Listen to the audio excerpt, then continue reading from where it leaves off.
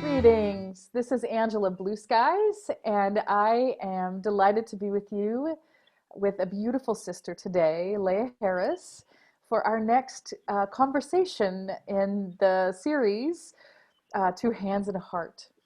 And Leah is an amazing human being, and I am so delighted that we get to share this time with her today. Um, Her personal passions and her vision are so broad, and she's doing such necessary work in the world. Leah is a mad queer writer and organizer working for human rights, harm reduction, and disability justice based approaches for understanding and responding to emotional distress and trauma. She's a correspondent with the webzine Mad in America and runs her business providing training and consultation in mental health, suicide prevention, and community development spaces. Leah, thank you so much for being with us today. It is a pleasure to be in conversation with you here. Thank you so much, Angela, for that beautiful introduction. And right back at you, it's a mutual love and admiration society. Thank you. So your path is one of activism, education, and deep trust in the unseen. And that particular alchemy of things is powerful and perhaps a bit unusual. Can you share a bit more about this? Yeah, thank you. I love this question so much. I think as far back as I can remember, I've always been really up in the mind. I've loved things that are of the mind, and I've also loved things that are often called spiritual. Although I don't tend to like that term, as it often gets kind of commodified in our capitalist culture. But so when I say spiritual, I really mean ineffable, which is a word that means beyond the capacity to express in words, right? And those have been my experiences. So yeah, I've always been obsessed with words and with reading and with communication, with learning and teaching. And then alongside of that, there have been these experiences of the ineffable, right? That have happened to me most often out of the blue, or I shouldn't say happened to me, that I have experienced a lot of times out of the blue. And so that's been also a part of my lived experience. So I've had to kind of go beyond the things that can be understood with the mind or with language and just allow myself to be in those ineffable experiences. I love it. So you refer to yourself as a mad queer person. What does this mean to you? Yeah, no one's ever asked me that question before. So I'm really To glad me, you I love did. it. It's such creative and powerful languaging, and hearing even just a little bit more about your connection with communication and language, I know this must mean something deep for you. Thank you. Yeah, I would say what's at the heart of both of those words is reclamation. And for me, they're really inextricably intertwined. So, as myself, struggling with language, struggling to find terms to identify with or to express my experience. For at least the last 20 years, I've rejected the medical model and the diagnoses and kind of an identity based on a mental illness, although this is nothing against people who live with chronic illnesses and use that as part of their identity. But for me, it wasn't a fit, was to kind of lead with that language and identity. And so, there have been various other terms, none of which have really sat with me. And the one that sits with me the most is madness, right? Which often is still used disparagingly in our culture. When we say like, oh, that was madness, like we usually don't mean that in like a positive way, right? So for me, it's a reclamation of that term. It's a term that I believe goes very, very far back. I need to really research. Lots of other people have researched this, ad infinitum, but it goes back to, as far as I know, European roots going back many, many, many centuries, this conception of madness. And then I'm sure there were other languages, frameworks for this, that haven't been lost in my European context. And then, there's the whole mad pride movement, that came out of, I believe, the United Kingdom, also out of Europe, as far as I understand, but is now worldwide, that is very much about this reclamation. And a lot of people say, well, I reject mad pride because I've had experiences that are very painful, and people who are seen as mad are very much harmed in our society. So, and I understand that, but for me, madness really is a reclamation of both, like, the beauty and the gifts, and the complexity of that, right, which is also the ways in which we are oppressed and harmed in society, right? So kind of holding both of those things in a mad identity. So that's the answer to the mad piece.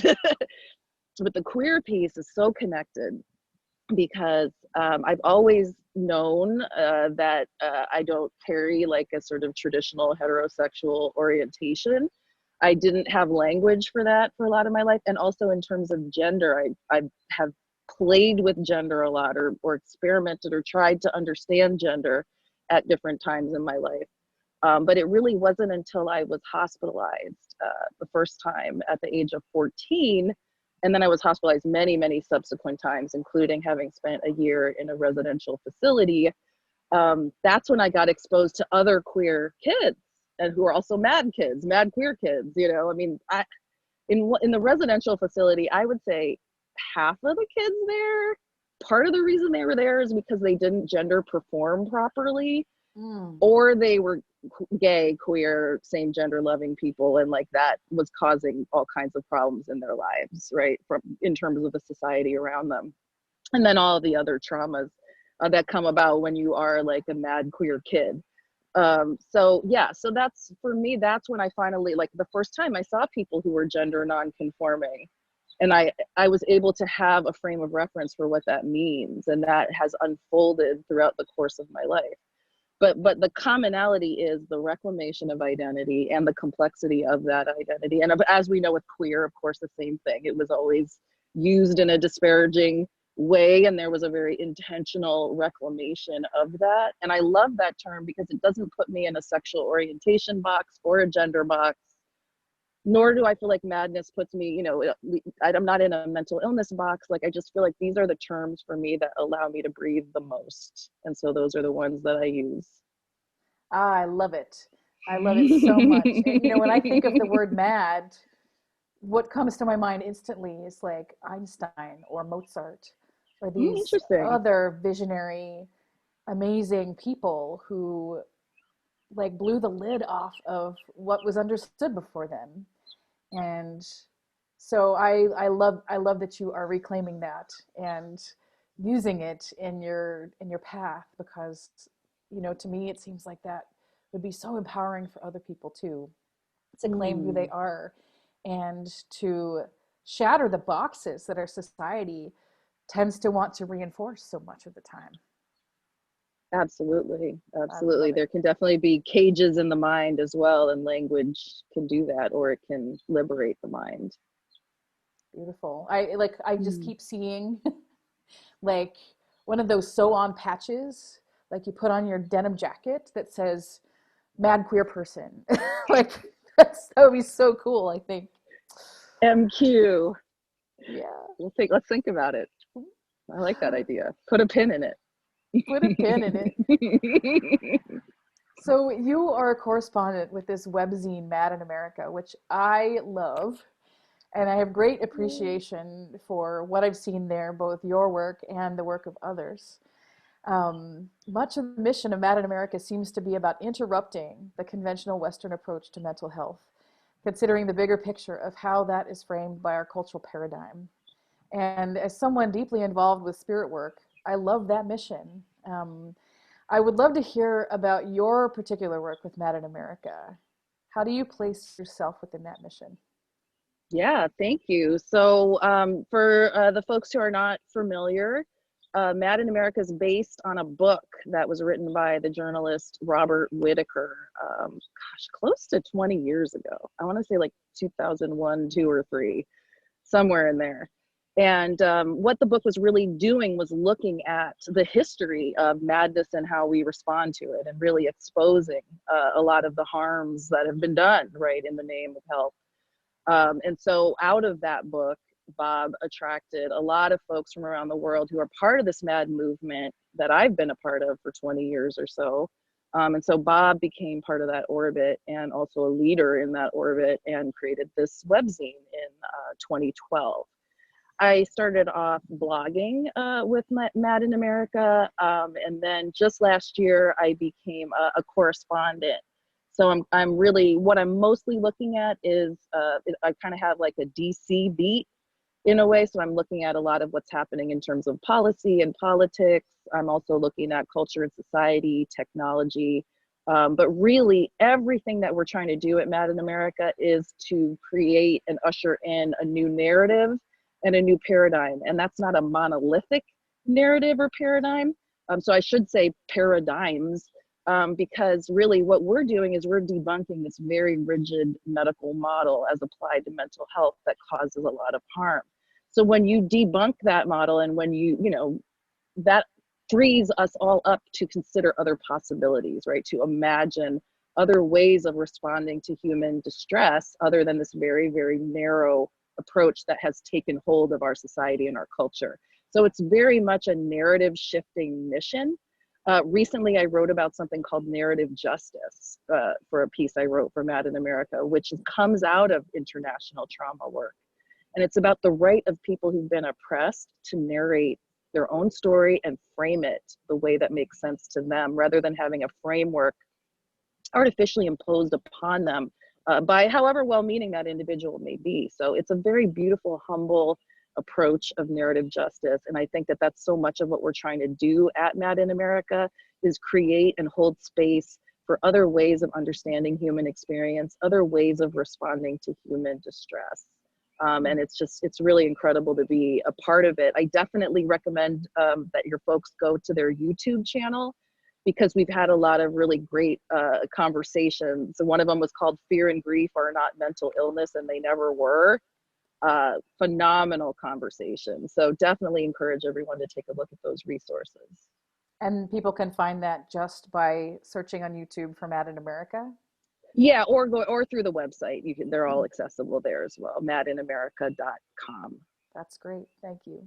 Mm-hmm. I'm going to check that out myself, because I love so much of what I've read. I've mostly just stayed with the written words on the website.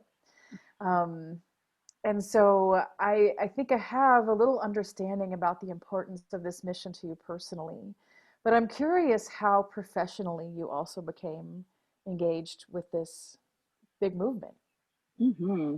So yeah, I absolutely love to tell this story, because it also plays into what I talk about in terms of the ineffable, and a lot of sort of things that have happened to me, like synchronicities that have happened in my life that I can't explain. So one example, and this is really the story of kind of how I found this whole MAD movement, or even understood that there was a different way to conceive of my lived experience. I remember I, had a lot of, ups and downs, as I mentioned, a lot of psychiatric diagnoses and hospitalizations and placements and settings. I finally broke out of that and was trying to liberate myself through academia, which, as anyone who's been through academia knows, that's kind of a bullshit mission. But if you've been a psychiatric patient, academia is a step up. So I was in school and I was having just a rough time, and just a lot of stuff was coming up, trauma stuff. And I went to the University Mental Health Services, because where else do you go if you're having a mental health issue? So I went, and that everyone was horrified to learn that I was not on psychiatric drugs anymore. And if psychiatric drugs work for anyone who's listening, great, keep doing that. If that's helping you, I'm not critiquing you. But for me, they had not worked. And so I was telling the university counseling people that I had, they heard my whole life history. When they heard I wasn't on meds, they freaked out, and they were like, you need to go back on meds. And I said, listen, I've been on these things. They don't work for me. And I remember the psychiatrist said, oh, there's new ones now. So go get this book. It's called Listening to Prozac. Go to the bookstore, library, wherever you get your books, and read that, and then come back and talk to me, and we'll discuss it further. It was like part of his mission to get me to get back on meds. And so I, obediently, because I didn't have another frame, I just knew this stuff didn't work for me. I didn't know there was like this huge critique and science that was being submerged and data that were being played with by pharma. I didn't know any of this stuff, right? And then so I went to that bookstore, and it was the campus bookstore where I was, right here in DC. And that book was not there. But the book that was there was called Talking Back to Prozac by Peter Breggin, whose politics have gone in a direction. Well, all right, maybe we'll cut that out. But I found a book called Talking Back, or maybe we won't cut it out. I found this book called Talking Back to Prozac. Let's leave his politics out of it. But Peter Breggin wrote about, you know, all of these critiques of the pharmaceutical industry and people having really terrible, you know, withdrawal syndromes from antidepressants, and just all of this information that had been hidden from the public. And it just got me sort of realizing, like, wow, you know, if this is going on, there must be a lot about mental health that, you know, I don't know. And so I actually had written to Breggin at the time. I wrote to him and said, I want to tell my story. I had all these terrible experiences on meds, and he connected, to his credit, connected me up with this movement. And that was in, I want to say, the year 2000. So almost 20 years ago, 2000, 2001, somewhere in there. And so, yeah, it's a synchronicity, right? If I had gone into that book and found Talking Back to, or listening to Prozac, I would have probably picked it up, because I didn't have a critical frame. I had a critical frame towards other things, but I'm like, this is medicine. Like, this is medicine. You know, it just didn't occur to me to have a critical perspective towards it.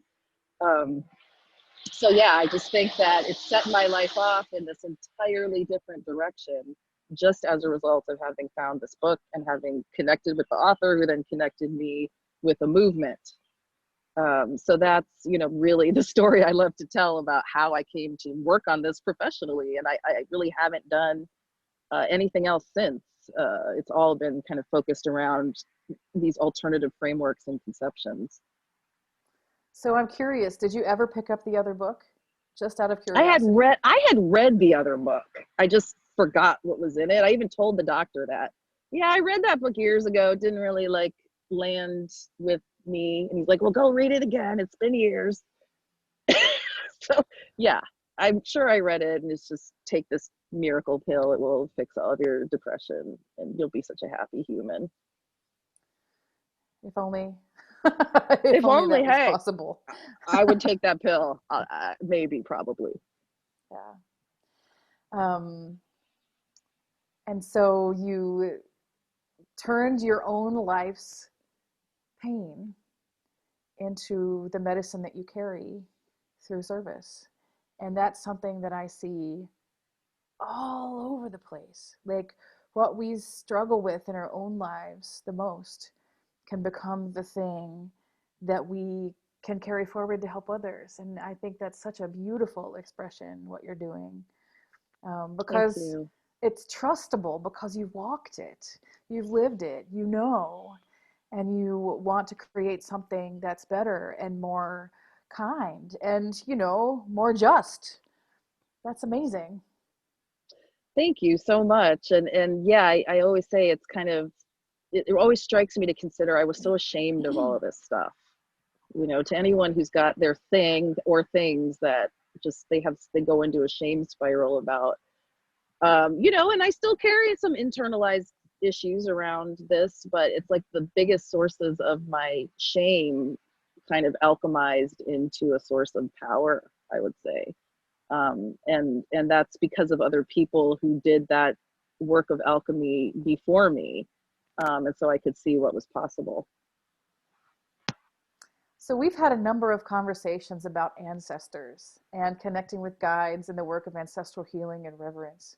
And you've spoken of a kind of coming out that you have gone through as someone who connects in this way. I would love to hear more about your experience. Thank you. Again, this is literally a question I've never discussed with anyone publicly. So I really am coming out. But yeah, you know, I think part of my strategy, you know, when I emerged out of the psychiatric system as a young adult, was sadly to just do everything I could to kind of sane pass. So it's my white privilege, it's my sane passing privilege. Like, I have no illusions that that has allowed me to do what I do in the world. And so this part of the same passing was, yeah, you don't run around yakking about talking to ancestors. Like, not everyone's going to get that, and like that could have negative consequences for you. And that's really something I held very deeply. Having seen my mom, who was someone who was diagnosed with schizophrenia and heard things and saw things and had experiences, and like what happened to her, I was terrified. So I buttoned a lot of those ineffable experiences, right? Or those, experiences that would not qualify me as much as sane passing. And I have to admit that I submerged them out of a sense of self-preservation. Um, and so now, I really want to be open about the ancestral healing work that I'm doing, and don't want to sort of segment it off. Like, not everything about our lives needs to be public. Like, I'm the first person to say that. And and something very beautiful about having just your own things that you keep to yourself. But for me, I feel like the ancestral work is so important. It was important before this pandemic, but for me, it's what is keeping me rooted as we're in this great unknown kind of territory. I mean, it was always a great unknown, but we all feel it in such I'll speak for myself, I feel it in such a deeper way, stepping into a sense of abyss, moving into that.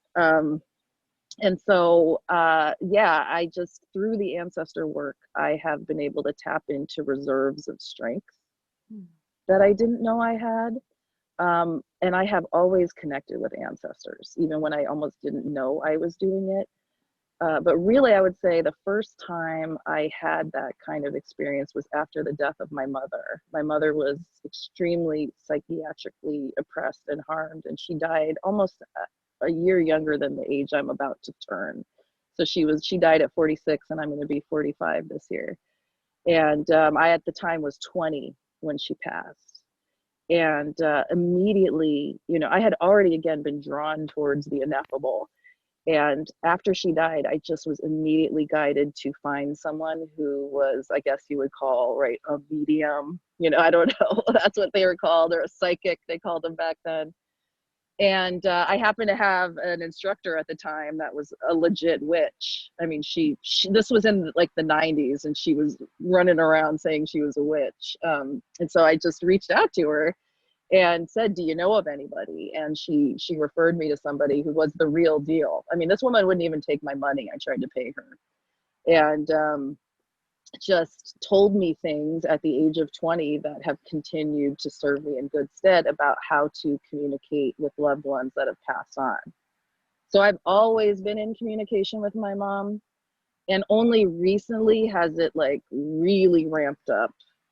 Really, I would say last summer was a real turning point, where my sense of connection with other dimensions or the other side really amped up, and I was hearing voices, getting messages, connections, things of that nature. And it's just something I've been trying to kind of roll with, but it almost feels like I'm becoming another person, if that makes any sense, because there's just sort of this facet of my reality that is so much more in the forefront than it ever has been before, which is this awareness of the other side and our ability to connect to ancestors.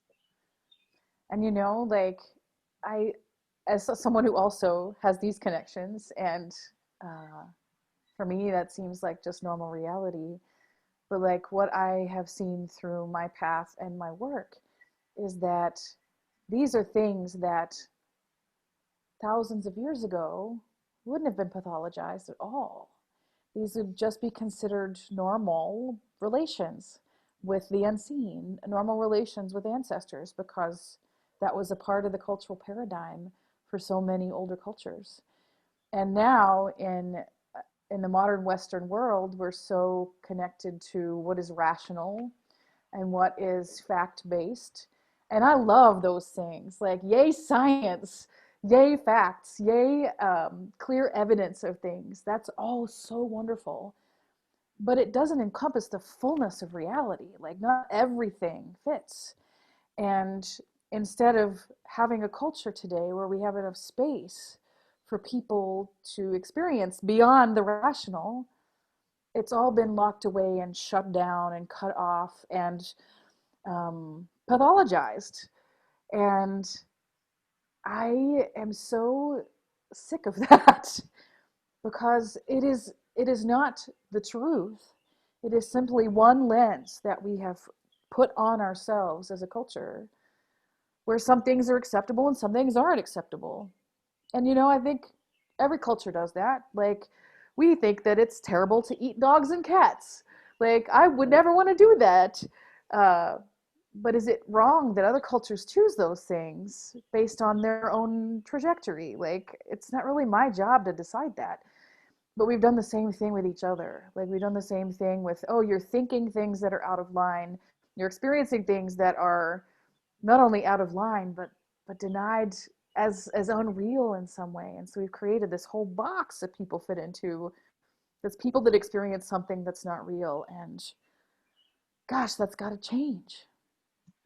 Absolutely. Yeah, I couldn't agree more. And I can't remember if I was telling this to you or who I was telling this to, but if you're having what we call in our society a mental health issue, you could call any number of warm lines, hot lines, lifelines. There's lines all over the place. And like, whether I agree with the way mental health is done in this country or not, there's lines, but for someone who's having these sort of unexplained kind of experiences with ancestors, or with just things you just can't explain, rationalize, describe in language or empirical evidence, we don't have any lines for that. And I was just thinking how amazing it would be to have some kind of a hotline, right? If you're like, okay, I just saw somebody's grandmother was talking to me, what do I do? How do I process this experience? I need some guidance. If you tell that to a Western mental health professional, they will lock your ass up. Yes, they will. We don't have the safe spaces to have these conversations. I saw someone's dead grandmother. What do I do with that? That's not something in my frame of reference as a white Western person who's been civilized, quote unquote, and conditioned to think that that's straight up crazy. Yeah, but is it any more crazy than the religious doctrines that we accept as acceptable? I don't think so. I think it's just different belief systems, and they're all ultimately created by the human mind. Um, so, there's one organization that I've been tracking for years that I'm not exactly sure how much they have going on at this point, but the Spiritual Emergence Network is wonderful. And um, they've really tried to hold a space in the world for people who are going through spiritual experiences that are expansive and sometimes overwhelming.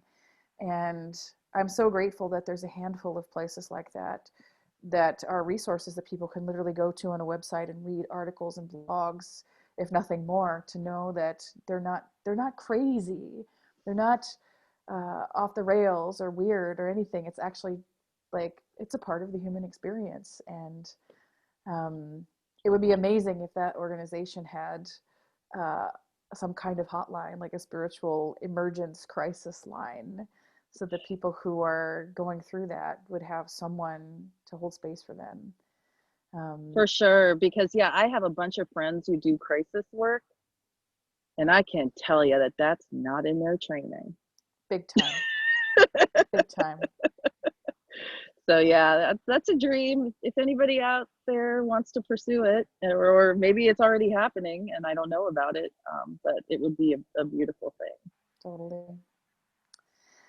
So in the Western mental health paradigm, like, hearing voices or having visions, it is continually pathologized. And as those who have these experiences are considered mentally ill, medication is the only option. Um, and yes, it's true. Like, voices or visions can be challenging, showing us things we don't know what to do with.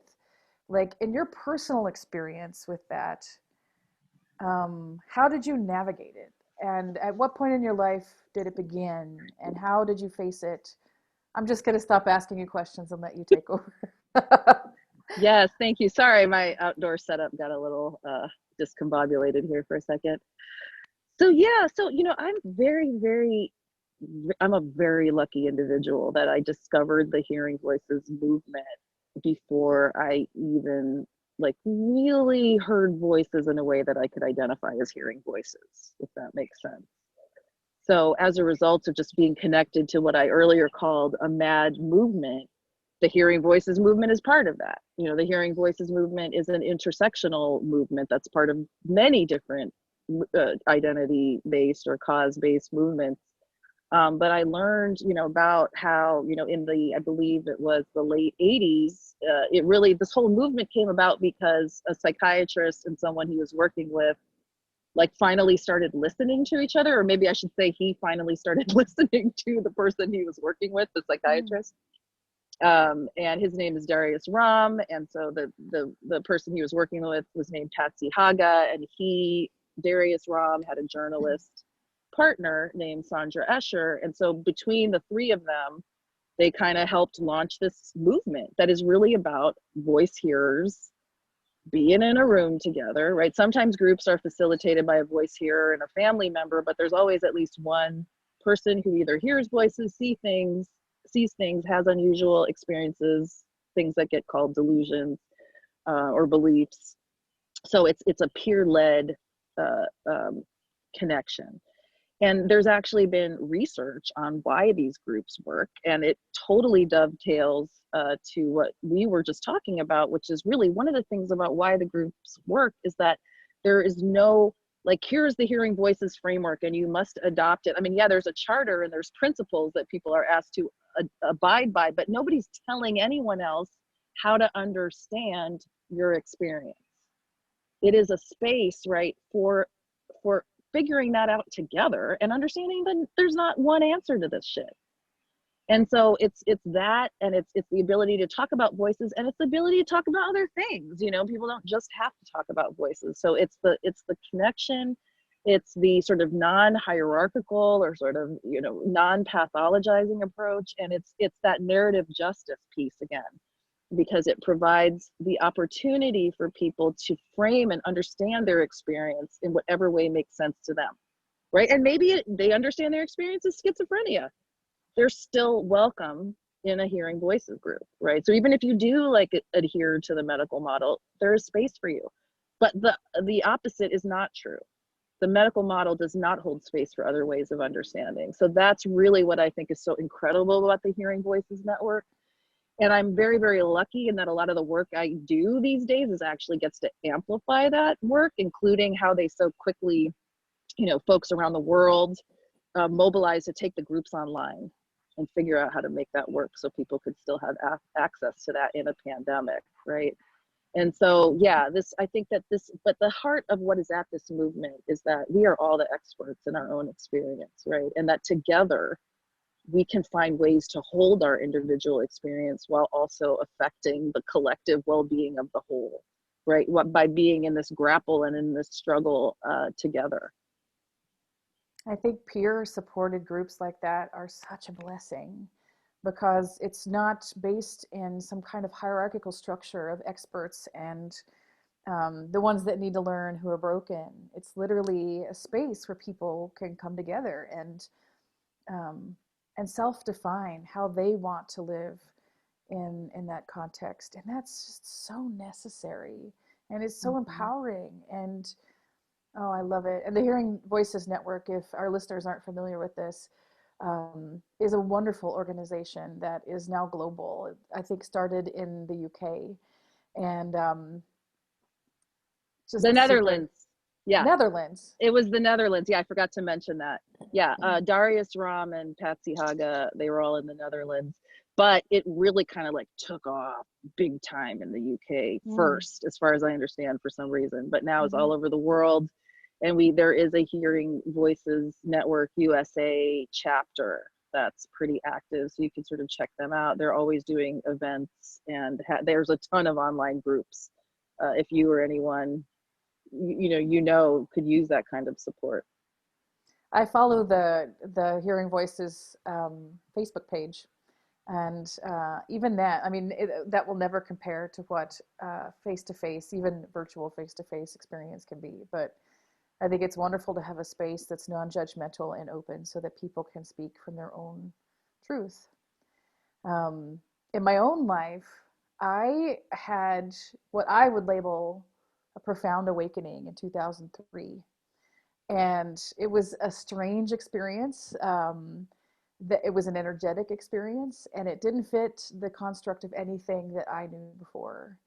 And it was so palpable that, like, my hair went curly, and my eyes changed color, and nobody knew what was going on. And I didn't talk about it a whole lot because it was pretty weird. Um, but people started to notice that something was happening to me, and I don't know how I was able to navigate it in such a way that I knew that it was good and I trusted it. Um, I also didn't have health insurance, and there was no option to like go and see a therapist at that time. It was like, well, I'm gonna go see the acupuncturist and maybe add some more herbal tea to my regimen or something like that. Um, but no one else defined it for me, and I trusted it, and I showed up for the first year meditating regularly and listening to this experience that was happening that was really strange. And it was so amazing to trust myself that much, but it was also so amazing to start to create relationship with something that I like didn't know what it was. I didn't know what that voice was that was telling me. Like, my first big thing was like, you're going to go to Spain and you're going to walk the Camino de Santiago because it's time. And after months of this strange awakening experience, I thought, gosh, I've never even been camping. Am I really going to do this? But it wasn't a question. It was like, you're going to do this. And that continued to lead me along my path.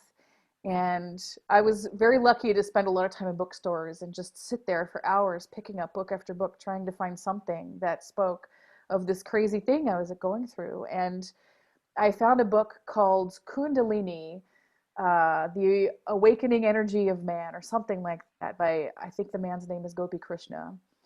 And his experience was terrifying, but it was similar enough that I could recognize it. And I thought, oh, I've never heard of this Kundalini awakening thing, but that sounds right. And I just kept following those steps and trusting those steps. And by the time in my own life I started to connect with my ancestors and other guides, um, I was already in a place of deep trust, and like, that was my normal. And I had spent so much time in Peru working with elders and teachers and healers that that was their normal still. And I didn't have to walk through a period of people questioning my sanity, although I did lose a lot of relationships during that time where people just didn't know what to make of me and they thought I was nuts. Like, Um, we're gonna back away slowly here. yeah, they're Yeah, like, you're yeah. having a what? You're a um, hoo-ha. Yeah, absolutely. And so I think that's what a gift, right? Not a gift that you didn't have health insurance, because that's messed up by any objective yeah, standard, but that it really does speak to, as we understand set and setting, right? Like, how you're having an experience, and who are you surrounded with? What are they mirroring and or validating or invalidating back to you? That is going to completely condition how you understand it, what happens to you as a result, right? And so I'm so glad you were able to find people who could hold you and guide you, because my biggest challenge with this is the trust and the doubt piece. And maybe we're going to get there, so I don't want to over anticipate it. But yeah, when you have 5 psychiatric diagnoses and you are the daughter of 2 people who had at least 5 psychiatric diagnoses of their own, it's real hard to trust information that you're getting that makes no rational sense. absolutely. And I was so blessed to have this amazing friend and neighbor who will hopefully eventually do one of these interviews in the series too.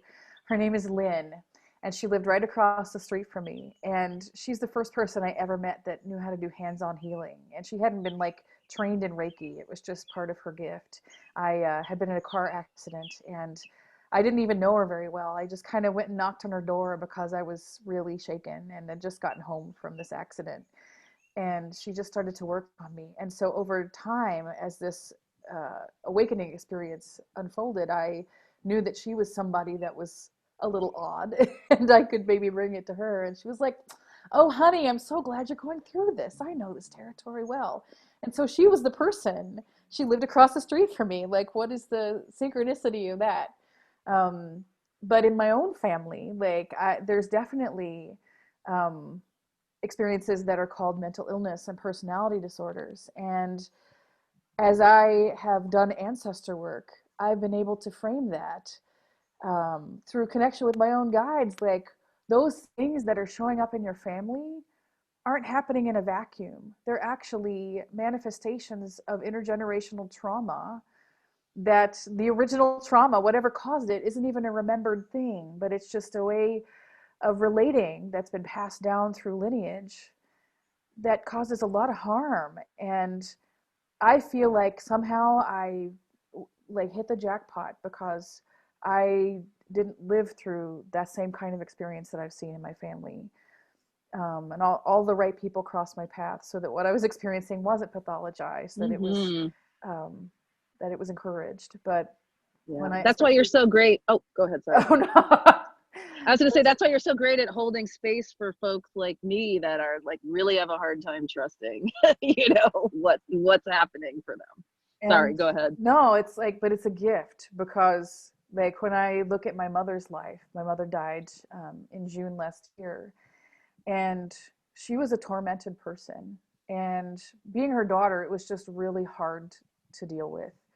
But having the perspective that I have, it's like really saddening to know that whatever happened to her and whatever happened before her in the lineage, like those are things that were suppressed and pushed aside, and there was no space for it. And so, some of the things that fall into this category of like the liminal, like these experiences that don't fit into our paradigm, like some of them can be traumatic. And it's important to give people space to work through in a narrative way, as you said so eloquently here, so that they can claim their own experience. But it's also like limiting the ways that they're able to heal from it. Like there's no processing.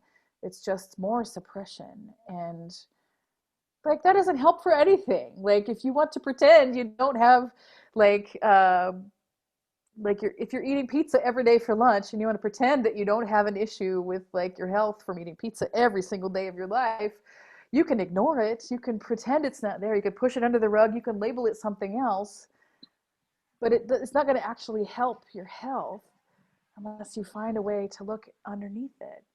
Like what is actually really happening here, and how do I want to engage with that? Mm-hmm. Love and some And I think, self-love. yes. And that healing, so often, so many people have talked about how it happens in relationship, and so that's why I'm talking about, hearing voices, seeing people's grandmothers, and because I want other people to feel like there's space for talking about that too. And I'm sorry that I suppressed it for so long because I was scared and I didn't want to be, I don't know, a pariah. Yeah, there was a lot of fear around being open about this stuff. And of course, you have to be careful who you talk to. Because again, it's about that relationship and how things are received and held in, Yeah. in in a dynamic way.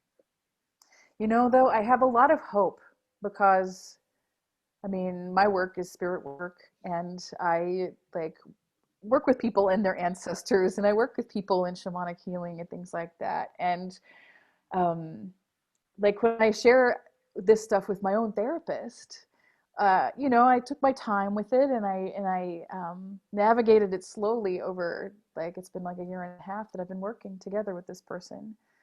But now I'm fairly open about these kind of things, and she said to me over and over again, like, these people come into my office and they tell me that they think that they have schizophrenia because they're seeing dead people or hearing things, and I evaluate them, but they don't fit the criteria.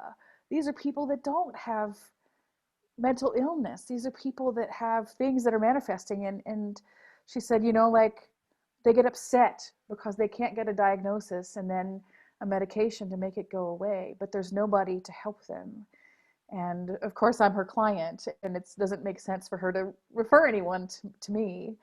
And that's perfect, but like I think it's so important that we do have these conversations in a more and more open way, because it gives others permission to trust themselves more and to come together in community and to take these things seriously. And this is how we can shift our own culture to be more expansive and more understanding, and to heal the wounds that have been created over generations that force us to suppress these things. Yeah, and I love that so much, and I also think like there's room for considering that maybe there is no line between what is, like standard mental illness and what we might call something else. Like there's no line where it's this and then it's something else. I think it's all a continuum of experience that like manifests in different ways and is pathologized in different Mm-hmm. ways or not, depending on the culture that you live in. So I would almost interrogate, like, is there a difference between, like, is there this thing that is like, oh, here's the DSM, that's what's going on for Bob or whoever, and here's like a spiritual experience, right? Yeah. I think like let's like blur all of those lines and just like be in the experience. And I think it's wonderful that organizations like those we've been discussing Mm-hmm. today are starting to have this bigger conversation. And I read an awesome research article just a couple of months ago. I think it was published by California Institute of Integral Studies, that was literally looking from a researcher's point of view, like a scientific point of view, what is characteristic of like a spiritual experience, and how can we make space for that in the broader mental well-being paradigm. And we need like what, about a million more articles that look at that. um, yeah, I collect those things now because as this conversation comes up with naysayers, I like having legitimate solid research that I can say, okay, I'm not even going to have this conversation with you, here, read this. Absolutely, right. And I'm excited about the fact that there is more and more of that kind of research. And I'll send you the link, but there's a brand new study that just came out about the Hearing Voices movement and some of the things I talked about that really look at, not so much of what you were saying in terms of, how do we understand these experiences, but why that sort of shared collective container is so healing, whatever that experience might be. I So love it. there's more and more research that's kind of going beyond the bounds of what has traditionally been considered worthy of study. Um, so in our modern Western culture, it's like we've lost all respect for visionary experiences. And for so long, religious institutions have replaced animist traditions that believe that visionary experiences were guiding one to be a healer in the community. And I read an article sometime in the last few months um, that featured the work of Malidoma Somé, who is one of my teachers. And he spoke of his experience visiting a mental hospital. And he was astounded to see what Americans have done to our emergent healers. And this is something so close to my own heart. Um, I'm curious to hear your perspective. And I wonder if you've read this article too. Oh yeah, absolutely. Yeah, thank you for bringing that up. Um, yeah, there is, among, sort of the powers that be, or those people who are invested in the status quo here, I'll just speak from my positionality on Turtle Island here. Um, there's like a terror of people knowing their own power and possibility. And so I'll give you an example. When I was doing some work in the political realm, in DC around some legislation. And during that time period, when I was kind of working on this legislation, I was on some webinar or something publicly where I talked about non-consensus reality, like I use those terms. And like the politician and that I was fighting was like so threatened by this language that even subsequently I was on the radio with him and some other people. He brought that up, like, this is a person who believes in non-consensus reality, so why would you take this person seriously, so And this is will you really what define we're that facing. for will you define that for our listeners? Non-consensus reality really is just, I don't know the origin of the term. I apologize if you know it.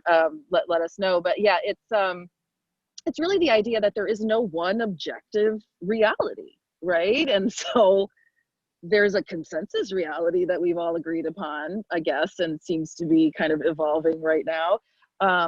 And there's also other realities, right? That acknowledges that there are other realities, and that is so threatening, right, to people who are so invested in this reality remaining as it is. So I found that that was like a good learning there, that term was so loaded and so filled up with threat for people. And it's also why here in the United States you haven't seen the hearing voices movement be as accepted, right? Because there's such a resistance to people discovering their power in that way. And so that's the reality here in the West, right? And our science even bears that out. You know, people who are diagnosed with schizophrenia or have those things that get them diagnosed, their outcomes are way worse here. We hurt people who are visionaries here. And then, you know, in other countries, yeah, there's a lot of other horrible things that are done as well. I'm not trying to claim that we're the only one that responds to this badly, or the West is the only culture that, you know, responds to this problematically. Um, but yeah, honestly, you know, when you think about the World Health Organization study that looked at the outcomes outside of the West, outside of the US, over 20 years for people who were diagnosed with schizophrenia, they did much better. They were part of the community. They weren't segregated off into mental hospitals and prisons or the streets, which is where most of our visionaries are right now. So like, I think that just understanding that, again, always comes back to this like cultural context, and how here it is a context of harm and denial and repression and fear, versus what, you know, Somé talked about in the article. Oh, you know, when we see somebody who's exhibiting that kind of behavior or talking that way or acting that way, it's like, oh, okay, we know what this is. Now here's what happens next. Like, our version of that actually kills the spirit. It just, what we do, we actually destroy the spirit through psychiatry. Yeah. Whereas other forms of working with it bring out, you know, what that person is expressing in a way that is constructive for them and the collective. I worked with Malidoma in an ancestralization ritual shortly after my father died. Mm. And it was a 5-day ritual. It was in North Carolina. And, you know, there were some parts of it that were amazing and some parts of it that I didn't resonate with so much. But what I really appreciated was the opportunity to have conversations with him. And one evening, he shared with us a story of when he went to Paris from West Africa. And he went to Paris trying to find a place to live. I guess he was going to be there studying at university.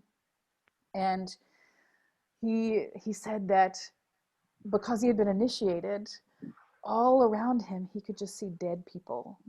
And on the metro, dead people, as many dead people as there were living people. And he said he went into this one um, apartment, I guess. And the real estate agent was saying, "Oh, look at these beautiful high ceilings and blah, blah, blah." And he's like, "There's somebody hanging from the rafters." Nobody in these cultures know how to see these things. But even today, in this culture, like, people still have these gifts. They're taught these things.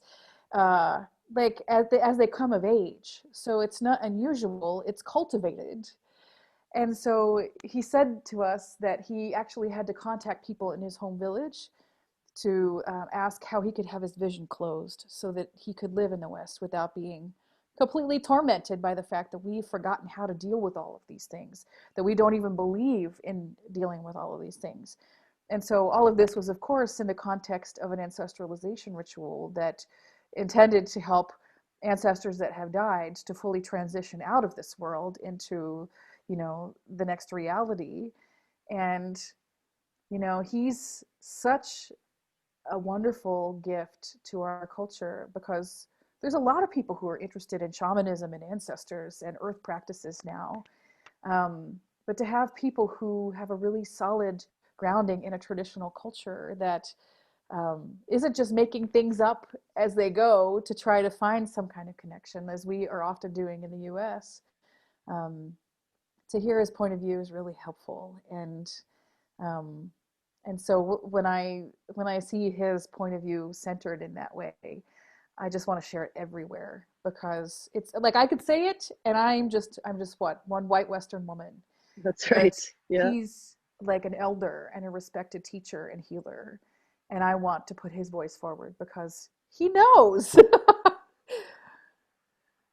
Right, right, absolutely. I'm 100% with you on that, you know, and I'm so excited about like the process of reclaiming within my own tradition and heritage too, like thinking about what has been lost like in the Jewish tradition that I'm a part of, and like learning from all the other wisdom traditions, but also reclaiming, because I feel like there was a lot of witchy stuff in Judaism that got really co-opted by the patriarchy, or in that sort of lineage that Judaism emerged out of.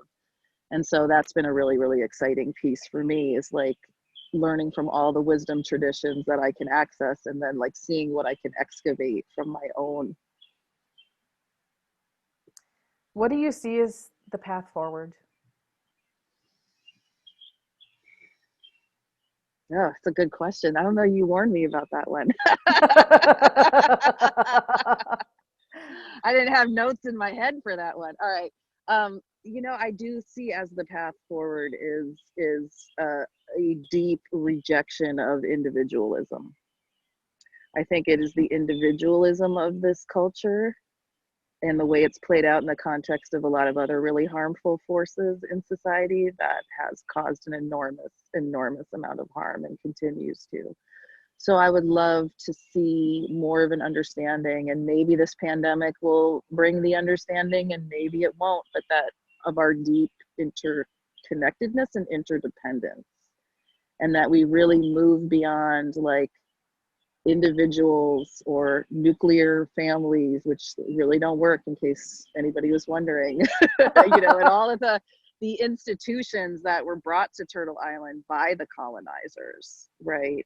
I would love to see a deep rethinking of those traditions and ways of being in the world, and to really examine what does it look like to live collectively, right? And to live in harmony with the land and each other, right? It sounds very like pie in the sky, but it's really not. It's like survival. It's like we need that for our survival, is to figure out ways to collectivize frickin' everything. And yeah, I'm a socialist, but this isn't about that. Yeah. But that we really need to really, you know, think in the you know, we, the we frame, right? Holding things in the space of we, rather from that singular ego point of the I, which is what we've all been trained to do from day one in this society, is see things through the lens of that ego that gets freaking battered and hurt in this world and acts in all kind of ways because of that. Yeah. I So think that's it's what I'd like to see. yeah, me too. I think it's one of the big steps of maturing as a culture to go from the like toddler stage of me, my, I want, Me do thinking. it. Yeah, right. And not worrying about the impact of our actions and our choices. Um, but to really see the bigger picture. I mean, I'm a lifelong student of transpersonal theory, and I was reading Ken Wilber in my late teens and early 20s for fun when everybody else was drinking at the bar. And I love this whole idea that there are concentric circles of awareness that we move through during our lives. It's like a bigger approach to developmental psychology. We don't just evolve through physical adulthood and then it's just the same all the time. Like it is truly possible for us to evolve beyond that and to make choices for the good of all beyond that. It doesn't need to be everybody is a worker bee, doing what they're told, like good little um, whatever. Like we can be collectively oriented and think of the good of all while also expressing our own uniqueness, but we have to create a culture that's mature enough to really consider the good of all. And we're not there, not even close, especially during this time of pandemic. I think that this is being expressed in some pretty profound ways, the sickness of our society. 100%. You know, so many folks during these times, Arundhati Roy being one of them, has talked about, you know, the pandemic as a portal. And that to me has been a tremendously helpful uh, frame for understanding it as a portal. So, and right now it feels like a ring of fire a lot of the time as someone who has birthed a human baby, you know, but it's a portal, right? And it ain't fun. We're all being squeezed in different ways to different degrees, right? And it magnifies. That's what other folks are saying, is how this time is magnifying and amplifying, as you said, like the weaknesses, the sickness, the rot is all being exposed in ways it hadn't been. It was always there, but it's just kind of like next level. For sure. So during the pandemic, I've talked to a lot of spirit connected people, including you, who've been having this deeper connection with their ancestors more than before. And I would love for you to share a little bit of what your experience has been during this time. Mm-hmm. Thank you so much. Yeah, as I had mentioned, these indescribable kinds of experiences, or just ones that are new to me in terms of connecting with other, I don't know what I'm connecting with, but these experiences really accelerated last year, I would say, through a kind of a health issue I experienced, and then emerging out of the health issue into a pandemic. And so what it's been is just a lot more, I guess chatter is the way to talk about it, in terms of like, I'm receiving information very clearly and I can distinguish it as different than my own thoughts, if that makes sense. So it's like Mm-hmm. information is coming in all the time and I don't know where it's coming from. And then there's also connecting with specific ancestors. So like last year, it was my mother, who I've been always very connected with in this lifetime, even after her death, you know, came to me with like some real specific things that she wanted to see happen, and not in a like, I'm your mom and I'm trying to control you way, but as in like, this is work that we're doing to heal backwards and forwards and Mm-hmm. in all directions. And so it's like, it's not only getting impressions, but getting very specific information and specific guidance, and like struggling to figure out that wise discernment. And thankfully I have wonderful guides and teachers in that, but like wise discernment, because just like we don't have to believe everything we think, nor should we. We don't have to believe everything that comes through. Like, we can use that wise discernment and our critical faculties to work with the information that's coming in. So I've been, yeah, a lot of connection with my mother. Recently, I, you know, connected with what I believe is somebody else's ancestor, and that like Mm-hmm. came absolutely out of the blue, and that is brand new. And I'm still processing that. And maybe I've already done that in ways I wasn't aware of, but this was in a way that I was like super aware of. And this elder showed up, this ancestor showed up and like wanted me to say some things, you know, and it was the first time that that had ever happened to me. And so I'm just really trying to like practice that trust in the unfolding. And I also, one of the pieces of guidance I've gotten is that like, this is happening now so that I can support myself and other people during this time. You know, like maybe it could have happened sooner, but whenever it happened, it's happening now, especially so that, I mean, really, I feel like this guidance is what is helping me to get through this personally. Like, I've done a lot of practice over the course of my life. I have a lot of resources and they are all straining in the face of this. But my ancestor work is really like what is keeping me, even though it's also causing some stress because of strange experiences that are happening. It's also like, as I probably started out saying earlier on, like it's rooted and resourced me in a way that I don't feel alone in this experience, right? As so many of us are feeling alone, or maybe like literally in some form of isolation. I know that no matter what, like I'm not alone in this experience. I have like the strength of ancestors just so gently like at my back. And like, it's easy to forget that. I can get all sideways and twisted and forget that, but the clarity with which this is coming through now makes it harder for me to like doubt, trust, put it on a shelf, put a pin in it. Yeah, I just got to like open to it in a safe and contained, way. And so, how are you navigating that? Like balancing the guidance you're receiving from your ancestors with your need to keep navigating the day to day experience of living in this world? It isn't easy. And I don't know that I have any like, light bulb pointers for people. But the big one, and this is pretty simple, is being outdoors to the extent that you can, if that is something that's safe to do right now. But yeah, like I'm very clear that I need to be outside of the walls, and I'm very thankful for the walls of the home that I have when so many don't. But I need to be outdoors. I need to be like away from walls and buildings and just all of those trappings of our quote civilized society. So yeah, going out, being in the woods, being by water is essential. So if I can, my sweet spot is a combination of woods and water, and like whatever I bring, by the time I leave, it's something has metabolized to where I can like then face the responsibilities and the demands of my crazy ass life in the middle of a pandemic.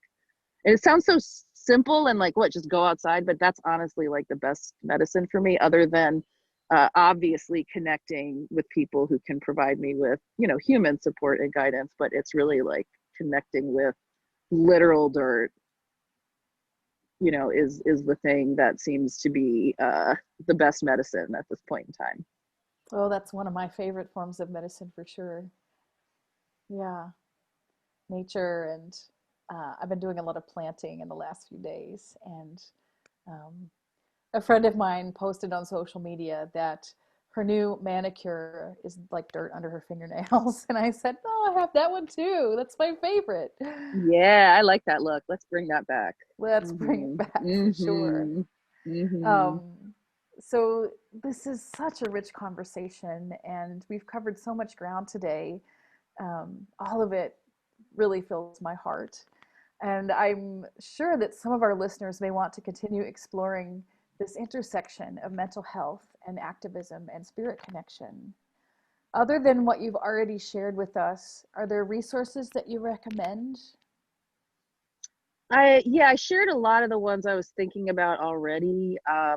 One of the ones that is interesting is there's a film that's called Crazy Wise. Oh, it's so wonderful. Yeah, So yeah, wonderful. yeah, and it's like a good introduction to this stuff. I feel like kind of like what are these narratives and what are the critiques and like what's another way of viewing this, and kind of brings in that spirit aspect cross culturally.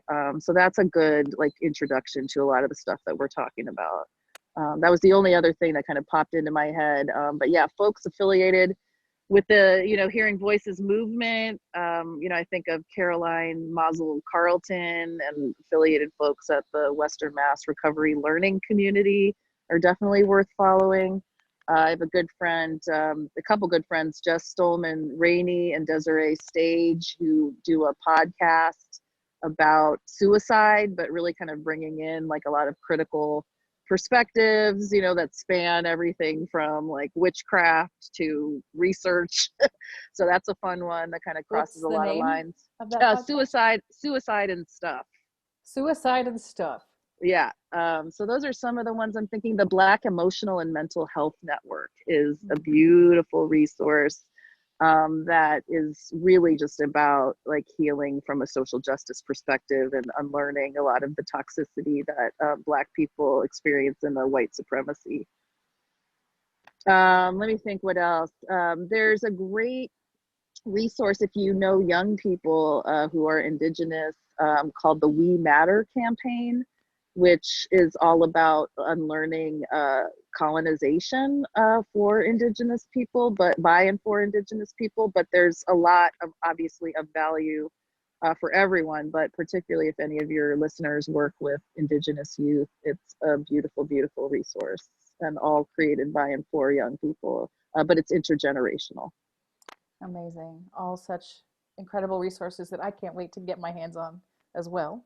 Thank you so much for that. So, as Absolutely. we come to the close of our conversation, Do you have any final words of wisdom to share with our listeners?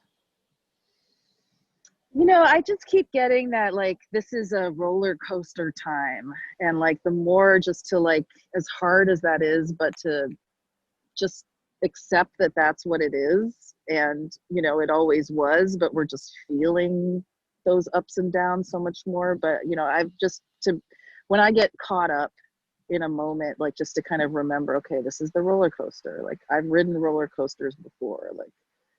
Like we know what this feels like, and this may be a little different than anything any of us living have experienced, but like, just being with that metaphor has helped me a lot. Beautiful. Leah, I just want to thank you so much for your time today, and especially for bringing us into the medicine of the forest where you are. It's so beautiful. Oh, Um, thank you. and it's just been such a pleasure to share this conversation with you. And I hope that our listeners have received a lot that will continue to support and direct their journey. If you're curious to learn more about Leah's work and mission, her website will be available right at the very end of this video, so you can find more there. Thank you all so much for joining us today for this conversation. And know that every Friday we will have new conversations that are posted online so that you can continue to grow and connect to these powerful voices of community. Thank Thank you you so so much. much.